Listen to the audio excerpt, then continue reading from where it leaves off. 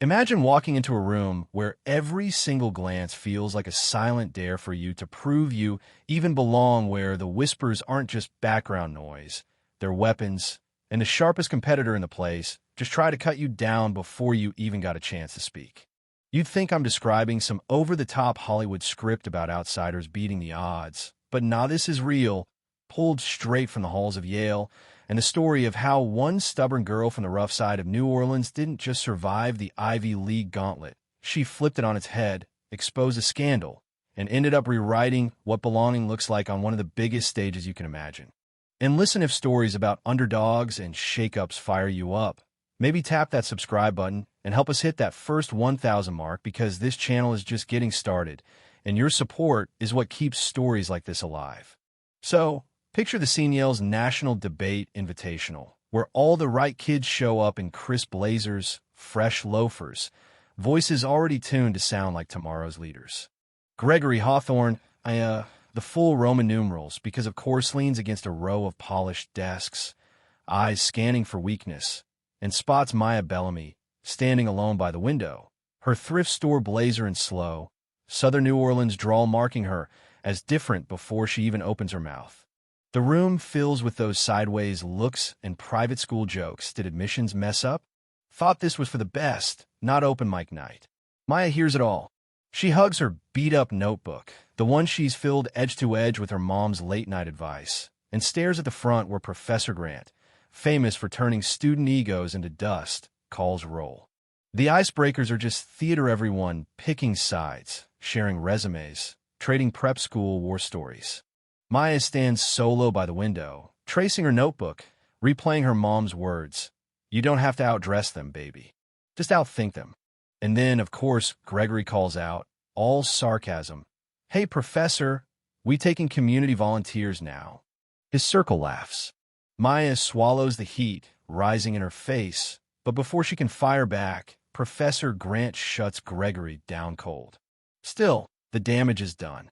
That afternoon, Professor Grant lays out the first debate topic for tomorrow's round: resolved. The role of socioeconomic background in university admissions should be minimized. Maya almost laughs at the irony. She scribbles notes like her life depends on it, and honestly, it does. Later, as study groups form and nobody invites her in, she grabs a corner in the library, buries herself in court cases and statistics, her mom texting, "You got this, Maya. Make him listen." And somewhere in all that loneliness, something toughens inside her. Next morning, a debate hall is part cathedral, part gladiator pit. Maya's dead last on the speaker list, the kind of slot reserved for folks you hope will be forgotten. She tightens her ponytail, steps in. Gregory's up first, and he owns the room numbers, charm, perfectly timed jokes. The judges smile. The crowd nods. The parade of polished debaters keeps coming, and Maya watches, catching every gap, every fake stat. Then, suddenly, it's her turn. The room hushes. She walks to the podium slow, maybe shaky, but every step is earned. She opens soft, but every word lands. "Thanks for the invitation, even if some of you don't think I should be here." Gasps. She doesn't flinch, and then she's off, weaving together Supreme Court precedents and stories of Louisiana schools where working AC is a luxury. No fancy tricks, just raw, relentless logic. She locks eyes with Gregory. Some of us weren't born with legacy admissions, had to earn every invitation. The room's silent, a silence you can feel. And when she closes, this isn't about charity, it's about fairness, potential, making sure the next Maya Bellamy doesn't have to fight for a seat she's already earned. She knows she's hit something true. There's a heartbeat of silence, then scattered applause, not huge, but honest. When the preliminary scores go up, Maya finds her name barely above the cutoff, but in. Gregory, of course, can't help himself. Miracles do happen. She lets it go. That night, a new topic lands. Affirmative action does more harm than good. She stares at her laptop, the doubts flooding in. What if they're right? What if I'm just a checkbox? Her mom's text cuts through. You never needed permission to be great. Maya snaps out of it, goes deep into research, prepping both sides of the argument. If someone wants to trap her, she'll make sure she knows every exit. Next day, Gregory goes first, riding meritocratic high horses and side-eyeing Maya's row. When it's her turn, she doesn't just argue, she levels the room. This isn't about lowering standards. It's about recognizing that the field hasn't been level for a long time. She points out legacy admissions, private tutors, the invisible advantages. How many here would be sitting in this room without those? Faces shift, the air gets thick. She finishes. Leveling the playing field isn't giving a free pass. It's making sure the future doesn't look just like the past.